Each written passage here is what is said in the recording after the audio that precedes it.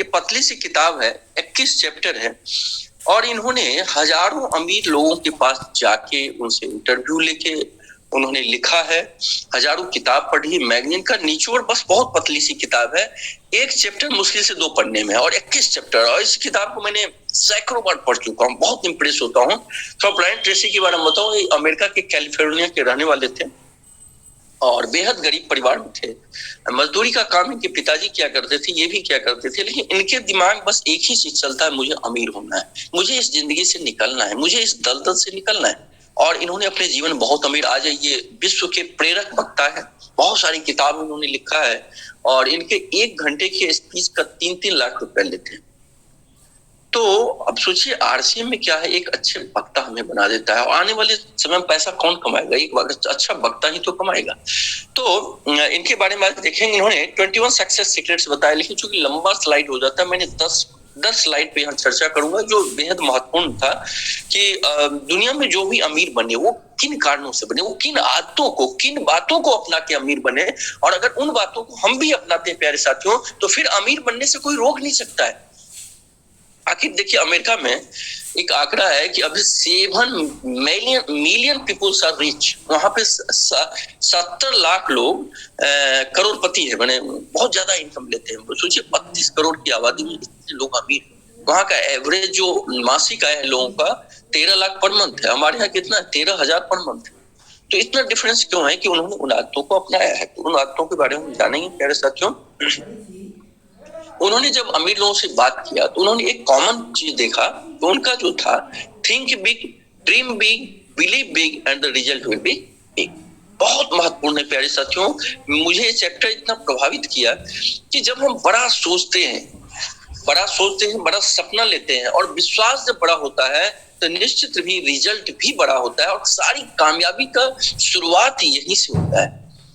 क्योंकि अगर सारी कामयाबी का शुरुआत में यदि हमारी सोच बड़ी नहीं है तो हमारी फिर एनर्जी बड़ी नहीं होगी, काम करने के तरीके बड़े नहीं होंगे।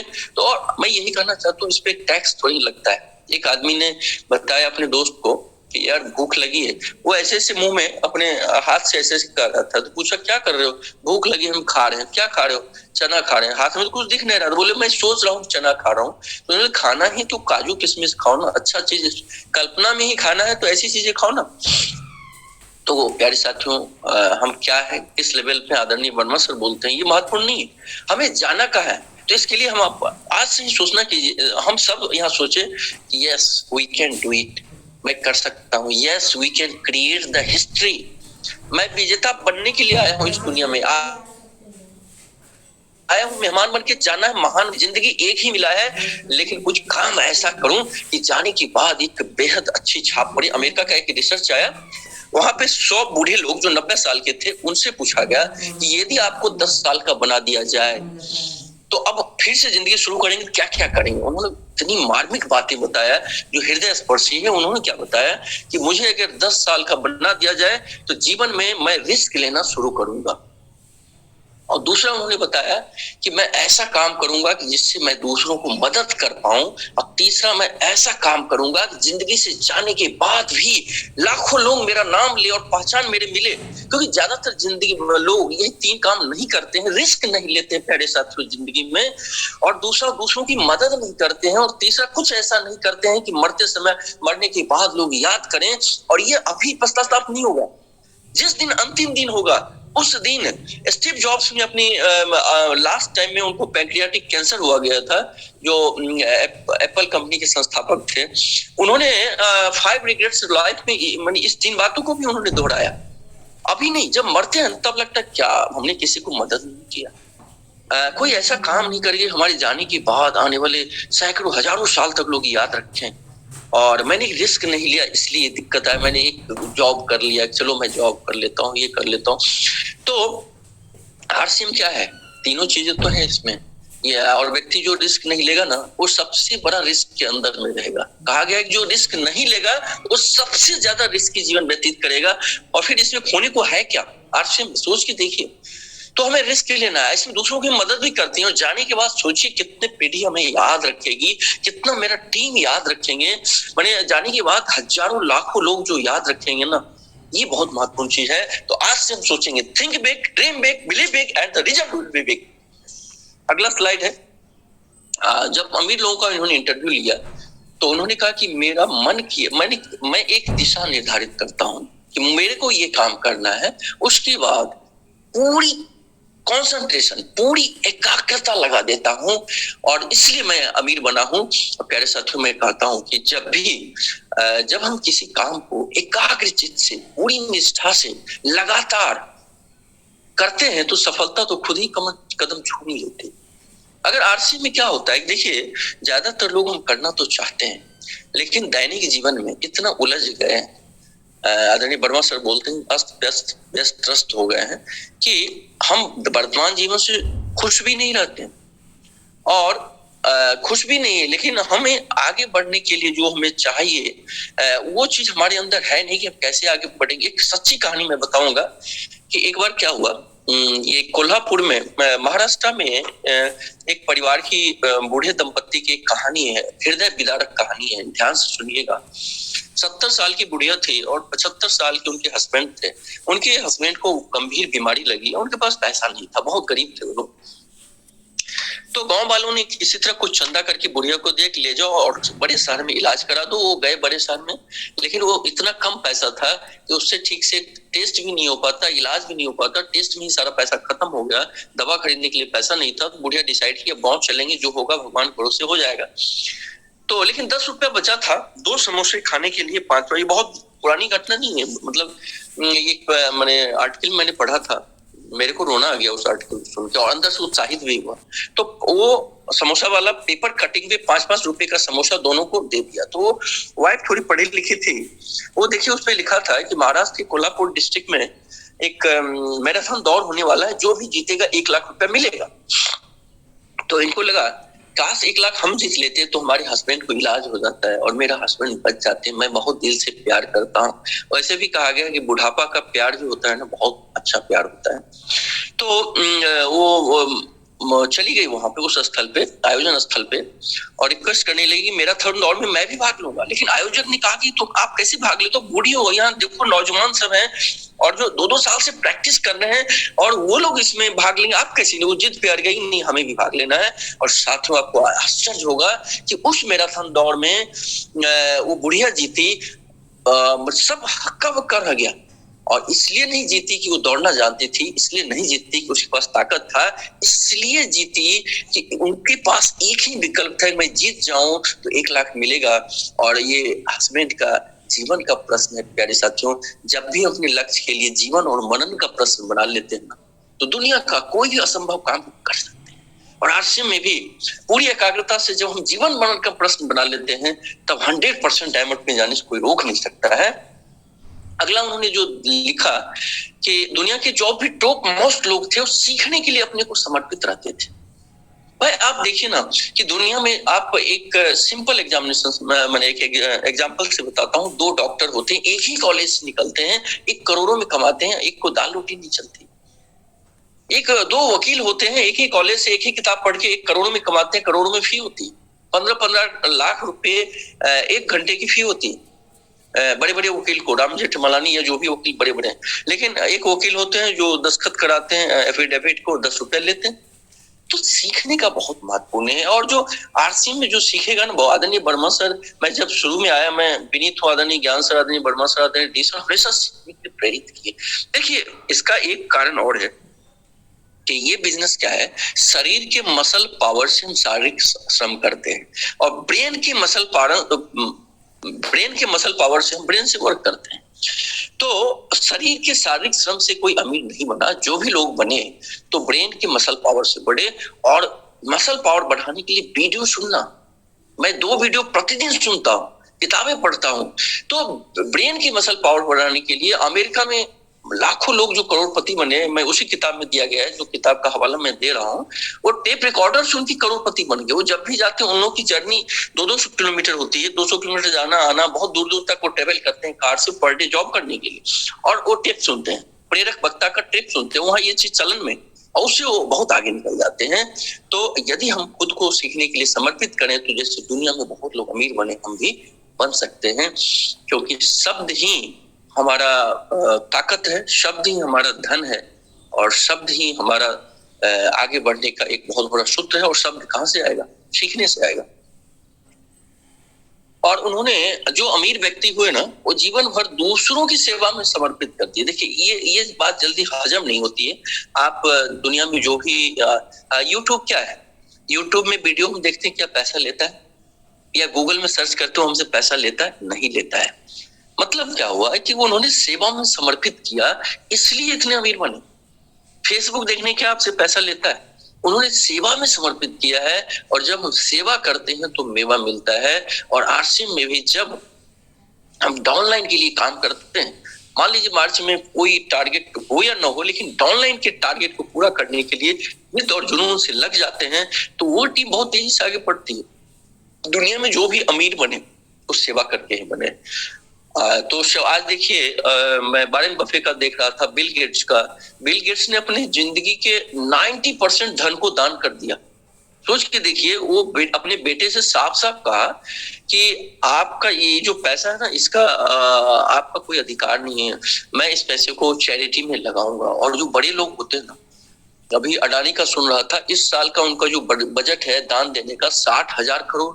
हम लोग सीधे सुनते हैं अडानी अडानी, अरे वो 60,000 करोड़ एजुकेशन के सेक्टर में, इंफ्रास्ट्रक्चर सेक्टर में गरीब दूर 60,000 दान देने जा रहे हैं अडानी। और प्यारे साथियों, अमीर हम नहीं बनेंगे तो क्या दान देंगे? सब्जी खरीदने जाएंगे तो 10 दुकान जाके केवल रेट ही पूछेंगे। तो आरसीएम तो अमीर बनाती है ना। आज जो आरसीएम बड़े बड़े लीडर अमीर बनते हैं, तो क्या अमीर के गुणों को हमें नहीं अपनाना चाहिए? हमें लोगों की सेवा में समर्पित, ये हम नहीं कर रहे हैं, ये ब्रायन ट्रेसी बोल रहे हैं, और वो भी हजारों अमीर लोगों से मिलके बोल रहे हैं। सेवा में समर्पित कर दीजिए, अपनी पिन भूलिए, लोगों के पिन के लिए दिन रात एक यदि काम करेंगे तो अपना पिन तो मिल ही जाएगा। अमीर लोगों ने एक और काम किया, सही लोगों का साथ। और ये जो महत्वपूर्ण है कि आप चेक कीजिए कि हम कैसे लोगों के साथ में रहते हैं। अगर 6 महीना अगर हम अच्छे लोगों के साथ में रहेंगे ना, तो निश्चित रूप अमीर लोगों के साथ में रहेंगे, अमीर बनेंगे। गरीब लोगों के साथ में रहेंगे, गरीब बनेंगे। क्यों? क्योंकि उनकी आदतों को हम आत्मसात करते हैं। और इसलिए कहा गया, जब इस बिजनेस में सही लोगों, अच्छे लोगों, अपलाइन से हम साथ में रहते हैं, जो अपलाइन वाकई एक अमीर बन चुके हैं या अमीर बनने की राह में, तो उनसे जब हम बात करें, उनके साथ रहें, उनकी बातों को माने, तो अमीर बनेंगे। सीधी सी बात। तो हमें अपलाइन के टच में रहना बहुत जरूरी है, अपलाइन की बातों को मानना बहुत जरूरी है। और पर डे बात कीजिए अपलाइन से। मैं अदानी के यहाँ से, वर्मा से कोई ऐसा दिन नहीं होता जो बात नहीं करता। उससे हमें एनर्जी मिलती है, उससे मोटिवेशन मिलता है, उससे नॉलेज मिलता है। अरे अपलाइन अगर आपको एनर्जी दे दे, नॉलेज दे दे, आपको आगे बढ़ने के तरीके बताएंगे, अब क्या चाहिए? अपना जिंदगी दे देगा अपलाइन, क्या जान दे देंगे क्या अपलाइन? हम लोगों को लगता है अपलाइन से बात करके क्या मिलेगा, डाउनलाइन से बात करेंगे बिजनेस, ये उल्टा हमारा सोच है। तो सही लोगों का साथ होना बहुत जरूरी है। और फिर उन्होंने उसी किताब में लिखा, ब्रायन ट्रेसी ने, अच्छा करने का वचन ले। मतलब क्या है कि जो भी करें, मदन मोहन मालवीय का वो शब्द मेरे को हमेशा उद्वेलित करता है, उत्साहित करता है। उन्होंने क्या कहा था कि जो कुछ भी करो, जो कुछ भी करो, पूरी उद्योग, उत्साह और धीरज के साथ करो। क्यों? क्योंकि उद्योग, उत्साह और धीरज में बड़ी भारी शक्ति होती है। आप जो भी कीजिए ना जिंदगी में, एक जूता पॉलिश करने वाला व्यक्ति है ना, ऐसा जूता पॉलिश करे ना, लोग नाम ले कि चलो उसके पूरे बनारस के सबसे अच्छा जूता पॉलिश करते हैं, चलो वहां कराते हैं। और जिंदगी में जिस दिन ये होगा, अगर अरे वहां पे कानपुर में एक मिठाई की दुकान है, ठग्गू शाह की मिठाई की दुकान, उस पे लिखा हुआ है, ऐसा कोई सगा नहीं जिसको मैंने ठगा नहीं, उस पे लिखा हुआ है, फिर भी उस दुकान में भीड़ क्यों लगती? क्वालिटी। तो अपने कामों में जिस दिन अच्छा करना हम शुरू कर देंगे, आरसीएम में भी, या तो हम नहीं करें, देखिए, या तो किसी काम को हम करें नहीं, और करें तो फिर अच्छे तरीके से करें ना। तो अच्छा करने का जब हम वचन लेंगे ना, सब कुछ अच्छा अच्छा हो जाएगा। पूरा अपलाइन डाउनलाइन पूरी कामयाबी मेरे साथ होगी।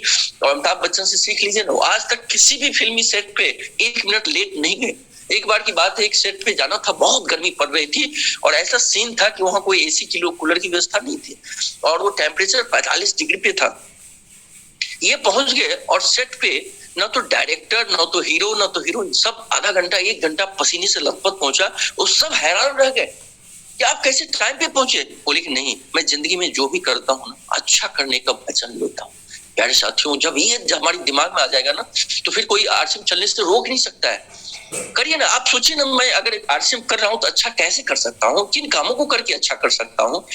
मैं अपना बेस्ट दूंगा। कहा गया है कि हम अच्छे से अच्छे कामों करने का हम वचन लें और बुरे से बुरे समय के लिए तैयार रहें।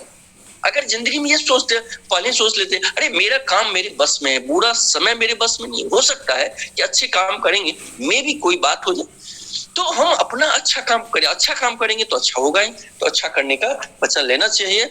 और अमीर लोग क्या करते हैं, देर तक और परिश्रम से काम करते हैं। प्यारे साथियों, मैं कहना क्या चाहता हूँ, देखिए इंडिया में जो एवरेज काम करने का घंटा है ना, एक इंसान, मैंने पूरा इंडियन पे सर्वे हुआ तो 39 से 40 घंटे, मैंने 8 घंटे काम करते हैं, 7 घंटे 6 घंटे काम करते हैं, सप्ताह के 6 दिन काम करते हैं, तो 42-40 घंटा करते हैं। और अमेरिका का जो एवरेज काम करने के घंटे हैं एक इंसान का, वो करीब करीब 70 से 72 घंटे। और जापान का जो एवरेज काम करने का घंटा है वो लगभग 80 से 90 घंटे। और सोचिए, जापान पे एटम बम हिरोशिमा नागासाकी पे गिराया गया, फिर भी वो विश्व की तीसरी अर्थव्यवस्था है, सबसे बड़ी। क्यों बना? क्योंकि उनके काम के घंटे ज्यादा है। रात के 1-1 बजे तक टोक्यो में लोग रात के फैक्ट्री में काम करते हैं। काम देते देते वहां एक बीमारी है जिसका नाम तो मुझे भूल गए हैं, लेकिन काम करते करते मौत हो जाती है। वहां 90 साल के लोग भी काम करते हैं, दुकान खोल के बैठे हैं, कृषि कार्य कर रहे हैं। वहां रिटायरमेंट शब्द ही नहीं। इकिगाई एक किताब है, उसमें आप पढ़िए वहां के लोग अधिक उम्र क्यों है। उसमें 2 कारण दिया गया था। मैं कुछ उसमें किताब तो नहीं पढ़ा, लेकिन उसका ऑडियो जरूर सुना हूं। उसमें उन्होंने बोला कि वहां रिटायरमेंट शब्द नहीं, और यहाँ लोग बस 8 घंटा काम करके 60 साल काम करके रिटायर हो जाएंगे, जीवन से संतुष्ट हो जाएंगे। सारी दुखों का यही कारण है। अगर हम देर तक काम करें, मान लीजिए हम अपनी आदत में 11 बजे सुबह 5 से 11 बजे रात तक काम करने की आदत डाल दें, कोई ऐसा कारण है कि हम सफल ना हो जिंदगी के किसी भी क्षेत्र में? मिट्टी भी छुएंगे, सोना हो जाएगा कि नहीं हो जाएगा? तो जो भी अमीर लोग हुए ना, वो देर तक काम किए और परिश्रम से काम किए। मैं पढ़ रहा था बिल गेट्स का ऑटोबायोग्राफी, तो रात के 1-1 बजे तक काम करते हैं। वो लोग रात में ही कई बार ऑफिस में सो जाते हैं। ऐसे ही नहीं दुनिया के अमीर लोग बने। और एवरेज इंडियन का क्या होता है, बस वो 10 से 5 काम की, लगता है कितना बड़ा तीर मार लिए। वो आते हैं, बस वो घर में टीवी देखेंगे, अखबार देखेंगे, चाय पियेंगे, पकौड़ी पियेंगे, और फिर बोलते हैं कि मैंने बहुत बड़ा काम कर लिया। दुनिया के अमीर लोगों से हमें सीखना चाहिए वो कैसे अमीर बने। तो हम लोग एक प्रण लें कि देर तक और परिश्रम से काम करें। और सचिन तेंदुलकर क्यों आज क्रिकेट का भगवान बने?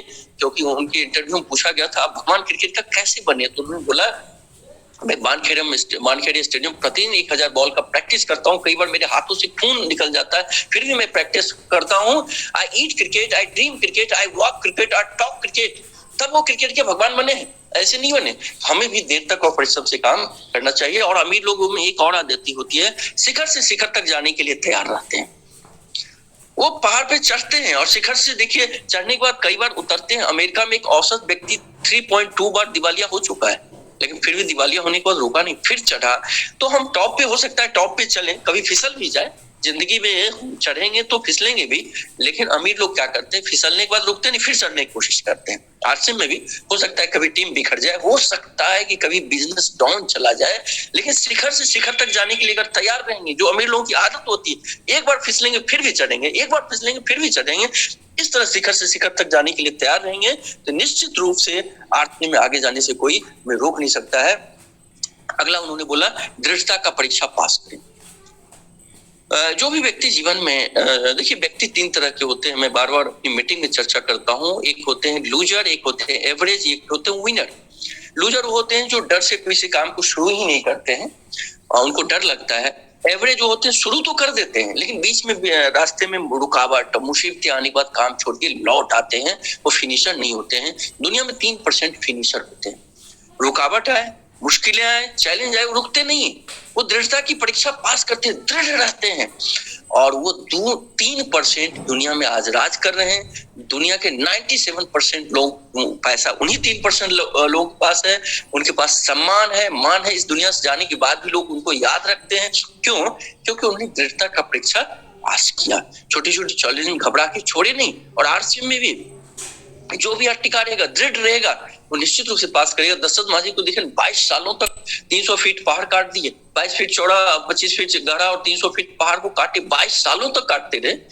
क्या धूप नहीं लगी होगी, बरसात नहीं होगी, जाड़ा में पाला नहीं पड़ा होगा, इनको नहीं लगा होगा, दिन भर नहीं काट रहे होंगे, लेकिन फिर भी इन्होंने हार नहीं माना, दृढ़ता का परीक्षा पास किए, इसलिए आज उनका नाम हो गया, उनके नाम पे हॉस्पिटल है, राष्ट्रपति पुरस्कार मिला। और प्यारे साथियों, इस तरह जब भी हम किसी काम को ठान लेते हैं, हो सकता है कि आज देखिए हमें जो काम करते हैं लोग तिरस्कार करते होंगे,